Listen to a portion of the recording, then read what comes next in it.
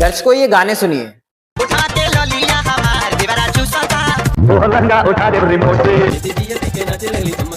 India London से लाएंगे रात भर डीजे बजाए गरम हमार भाई थर्मामीटर उठो सिया श्रृंगार करो अब धनुष राम ने दौड़ा है। ये सब गाने असली नहीं है, इन कलाकारों को शर्म भी नहीं आती है। असली शर्म तो उस जनता को आनी चाहिए जो इन्हें नेता बनाती है। आखिर ऐसे लोग राजनीति में क्यों आते हैं? सिर्फ वोटों के लिए या वाकई काम करने के लिए? बिहार ने इनकी फिल्मों और गीतों से इन सितारों को इतना बड़ा बनाया, इतना प्रसिद्ध किया, पर फिर भी ये लोग क्या कर पाए बिहार के लिए, बताइए।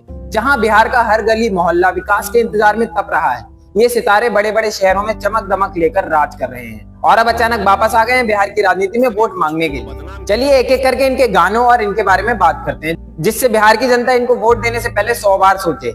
सबसे पहले बात करते हैं खेसारी लाल यादव। अपने विवादित और अश्लील गानों के लिए जाने जाते हैं और ये बिहार विधानसभा चुनाव में राष्ट्रीय जनता दल के टिकट पर छपरा से चुनाव लड़ रहे हैं।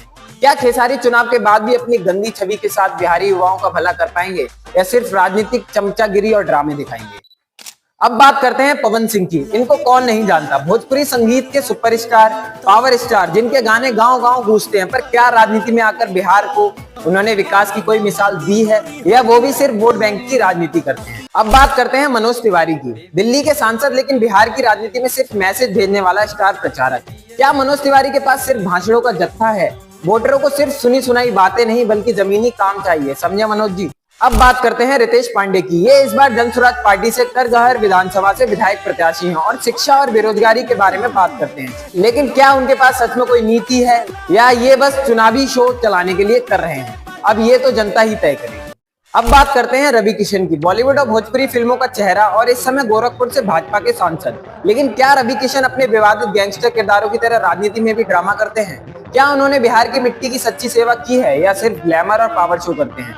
जनता चिंता में है और इस बार काफी सोच समझकर अपने नेता का चुनाव करेगी, क्योंकि इन्होंने बिहार को कुछ दिया नहीं है। बाढ़ के समय में भी एक ट्वीट या भाषण इनके मुंह से नहीं निकला था। और अंत में बात करते हैं बिहार की बेटी मैथिली ठाकुर की। ये अलीनगर विधानसभा सीट से भाजपा विधायक प्रत्याशी हैं। साफ इमेज के बावजूद क्या मैथिली अपनी पार्टी की राजनीति से ऊपर उठकर खुद की सच्चाई साबित कर पाएंगी या महज एक स्टार फेस बनकर रह जाएंगी? आज बिहार की जनता को ये सोचना चाहिए कि ये सितारे जितने बड़े शो करते हैं, असल जमीन से उतने ही दूर हैं। बिहार की जनता चाहती है काम और निष्पक्षता, ना कि विवाद और चमक।